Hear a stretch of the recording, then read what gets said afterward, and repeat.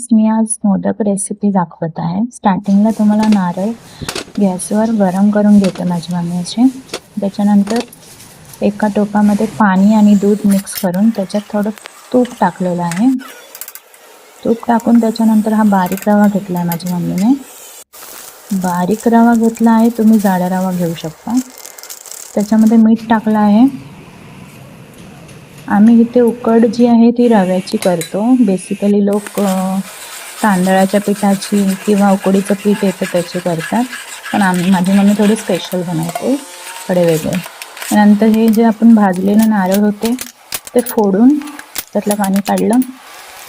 2 नारळ घेतलेले माझ्या मम्मीने. 2 नारळ घेतले, त्यानंतर छान कापायचे, बारीक बारीक तुकडे करायचे त्याचे. असे बारीक कापून घेतले की नंतर मग ते मिक्सरला बारीक करायचे.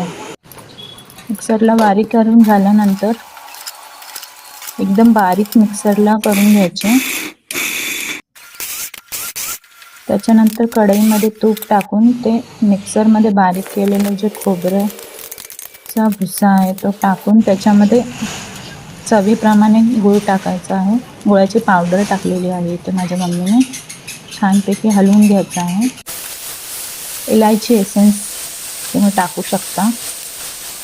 मिक्सरमध्ये बारीक करून पण वेलची टाकू शकता तुम्ही. जायफळ किसून टाकलेलं आहे. थोडेसे ब्लॅकवाले मनुके आहे ते. तुम्हाला त्याच्यामध्ये ड्रायफ्रूट टाकायचे असतील तर तेही टाकू शकता तुम्ही. आता हे जे उकड काढलेली रवा आहे ते एका टोपात घेऊन छानपणे त्याला मळून घ्यायचं आहे तूप लावून. छान नरम मळून घ्यायचं आहे. एक पण गाठ नाही राहिली पाहिजे त्याच्यामध्ये. व्यवस्थित लावून सगळे निघाले पाहिजेत.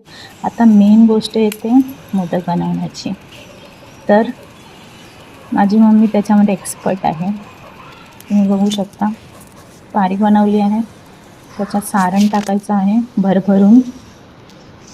आणि तुम्ही पाहू शकता किती मस्त असं मोदक बनवते आहे माझी मम्मी. असं तुम्हाला शेप देऊन हा झाला आहे मोदक रेडी. बघू शकता किती सुबक दिसत आहेत मोदक. आता स्टीम करायला आपल्याला ठेवायचे आहे. आमच्याकडे स्टीमर नाही आहे तर आम्ही काय करतो, नॉर्मल जो टोप आहे त्याच्यात पाणी गरम करून त्याच्यावर अशी चाळण ठेवून त्याच्यामध्ये मोदक ठेवून झाकून चांगली 10 मिनिट त्याला उकड काढायची आहे. मस्त. आणि हे झाले आहे मोदक रेडी. माझ्या मम्मीने क्विक रिव्ह्यू पण दिलेला आहे. Yummy yummy modak. Thank you friends.